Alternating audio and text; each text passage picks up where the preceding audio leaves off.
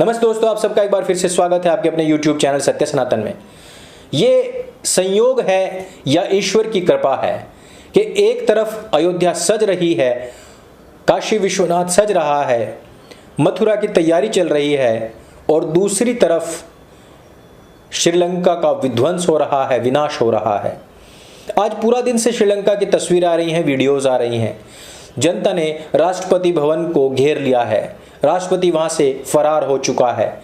वहां के swimming pool में स्थानीय जनता है, वहां पर जो राष्ट्रपति का पलंग है उसके ऊपर स्थानीय जनता, आम लोग आराम फरमा रहे हैं। यानी कि श्रीलंका पूरी तरीके से कर्जे में डूब करके, जिसको सोने की लंका कहा जाता था, वो कंगाल लंका हो चुकी है। भारत की इकोनॉमी लगातार बढ़ती जा रही है और अयोध्या धाम सजता जा रहा है। ईश्वर की अनुकंपा हो, वक्त का पहिया हो या फिर कर्मफल सिद्धांत हो, इसको कुछ भी कह दीजिए, नाम कुछ भी दे दीजिए, लेकिन एक ना एक दिन राक्षसी प्रवृत्तियों का इसी प्रकार से विनाश होना होता है और धार्मिक लोगों का इसी प्रकार से उत्थान होना होता है। उसी उत्थान का आगाज हमने देखा आज दिल्ली के अंदर। विश्व हिंदू परिषद, बजरंग दल और जिसमें कि बढ़ चढ़ करके भूमिका अदा की कपिल मिश्रा जी ने, आज एक संकल्प मार्च हमें दिल्ली में देखने को मिला। हजारों हिंदू, इसमें जो जागरूक हिंदू थे वो पार्टिसिपेट करते हुए नजर आए। सब लोगों ने संकल्प लिया। संकल्प इस बात का भी कि हमें हलाल जो इकोनॉमी है उससे हट करके धार्मिक इकोनॉमी की तरफ बढ़ना चाहिए।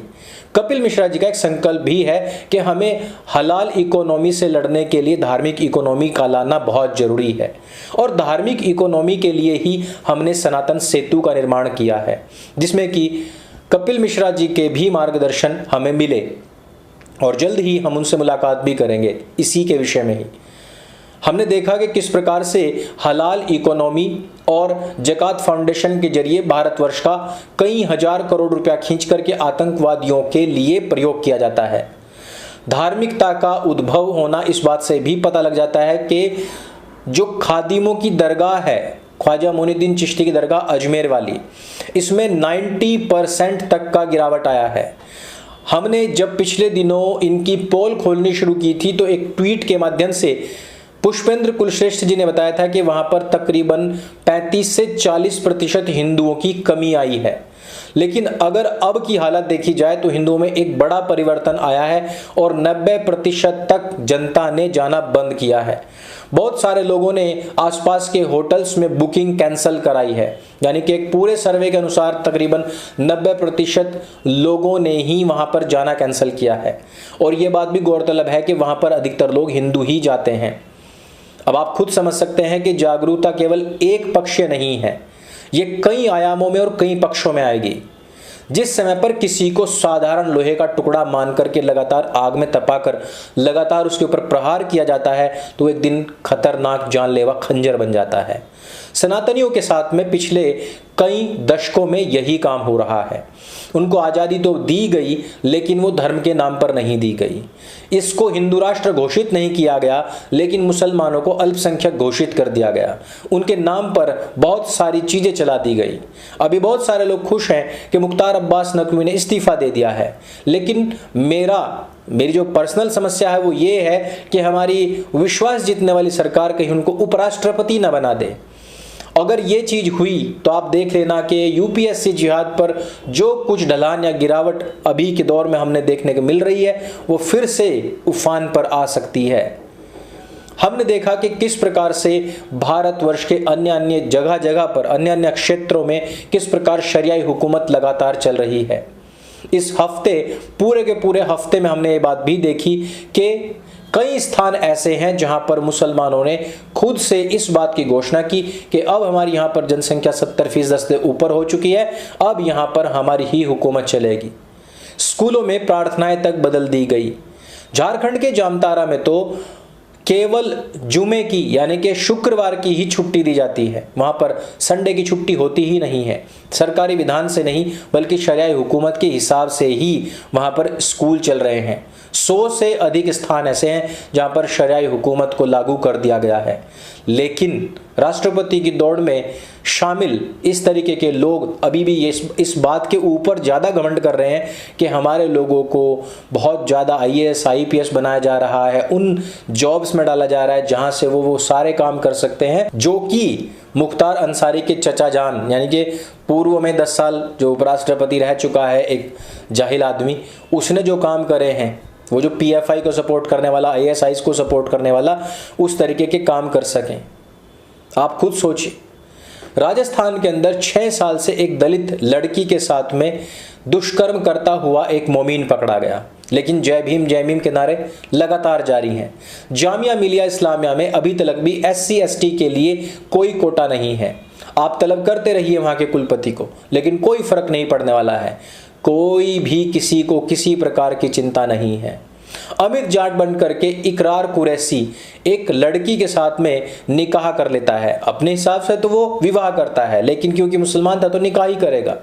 खतने पर सवाल उठाए गए तो कहा कि ये बचपन की ही बीमारी थी, लेकिन जब बच्चे हो जाते हैं उसके बाद में इस्लाम कबूल करने का दबाव बनाया जाता है। ये वो सारी चीजें हैं, ये वो सारी की सारी घटनाएं हैं जो लगातार हमारे आसपास में घटित हो रही हैं। मैंने कई बार कहा है कि किसी भी राष्ट्रवादी की मृत्यु पर हंसने वाले जितने भी मोमीन हैं, इनकी कोई पहचान नहीं है, लेकिन ये आपके अड़ोस पड़ोस में रहने वाले ही वो भाईजान हैं जो आपके सामने मीठे मीठे बने रहते हैं, लेकिन पीछे से छुरियां भौंकने का कार्य करते हैं, छुरियां घोंपने का कार्य करते हैं। हमने इस हफ्ते देखा कि पहले तो नुपुर शर्मा और नवीन जिंदल को भारतीय जनता पार्टी से बाहर किया गया।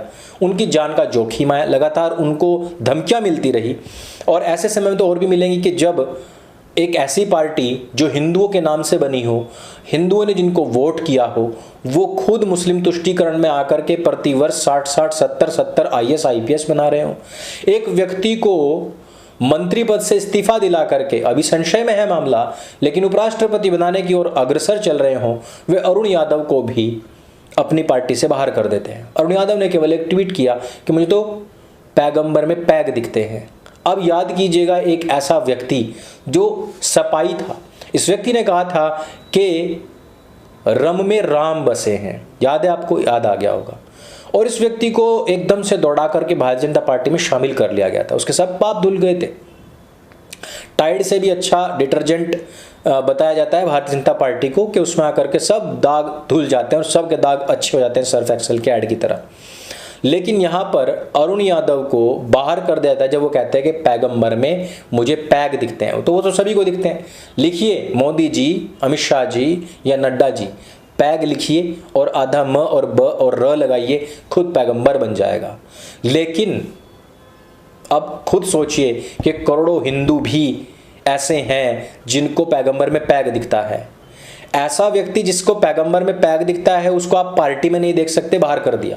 लेकिन उन करोड़ों हिंदुओं का क्या जिनको पैगंबर में पैग दिखता है, कह दीजिए कि उनका वोट भी हमें नहीं चाहिए, उनका सपोर्ट भी हमें नहीं चाहिए। क्या भारतीय जनता पार्टी घोषित रूप से इस बात की घोषणा कर सकती है, फ्रंट पर आकर कह सकती है कि जिनको भी पैगंबर में पैग दिखता है उनकी हम वोट भी नहीं लेंगे? क्या इस प्रकार की वो बात कर सकते हैं? नहीं कर सकते हैं। पूरे भारतवर्ष में बहुत सारे ऐसे स्थान हैं जिनको कि मिनी पाकिस्तान के रूप में स्थापित कर लिया गया है। शरिया हुकूमत वहां पर लागू कर दी गई है, लेकिन हमारी विश्वास जीतू सरकार के कान पर अभी तक भी जूं तक नहीं रेंग रही है। वैसे मैं आपको बता दूं कि अभी अलीगढ़ में ही दलितों की कोई बारात निकल रही थी और उसके ऊपर मुसलमानों ने अंडे फेंकने शुरू कर दिए। मैं ये जानबूझ करके कुछ चीज़ें इस वजह से बता रहा हूँ कि कुछ दिनों पहले तक ऐसी बातें बहुत आई कि जय भीम और हमारा नारा एक है, लेकिन इस तरीके में कोई सच्चाई नहीं है। सच्चाई केवल एक ही है कि आप सब काफिर हैं और वो सब के सब मोमीन हैं। आप सब के सब वाजिबुल कत्ल हैं और आपका कत्ल करने के बाद में उनको जन्नत अता होगी। आपकी बहन बेटियों के साथ में इस प्रकार के कांड करके इनको जन्नत मिलेगी ही मिलेगी। इस वीडियो में सिर्फ इतना ही। हफ्ते भर की कुछ और खबरें लेकर के हम कल फिर से आएंगे और आप लोगों से फिर से मुखातिब होंगे, मिलेंगे जरूर। मैं आपसे उम्मीद करता हूं, आशा करता हूं कि आप इसी प्रकार से, जिस प्रकार से आज आपने संकल्प यात्रा निकाली है, उसी प्रकार से संकल्प लेकर के उसके ऊपर खरे उतरेंगे भी। जिस प्रकार से राष्ट्रीय पार्टियां हिंदुओं को बर्खास्त कर रही हैं और उन लोगों को उपराष्ट्रपति पद तक लेकर के जा रही हैं, उसका विरोध भी करेंगे और अपने इतिहास को पढ़ने के लिए 2 कदम अवश्य बढ़ाएंगे। यदि वीडियो आपको अच्छा लगे, जानकारी से भरपूर लगे तो उसको सबके साथ में शेयर अवश्य करें। मेरे संग बोले सत्य सनातन वैदिक धर्म की जय। जय हिंद, वंदे मातरम।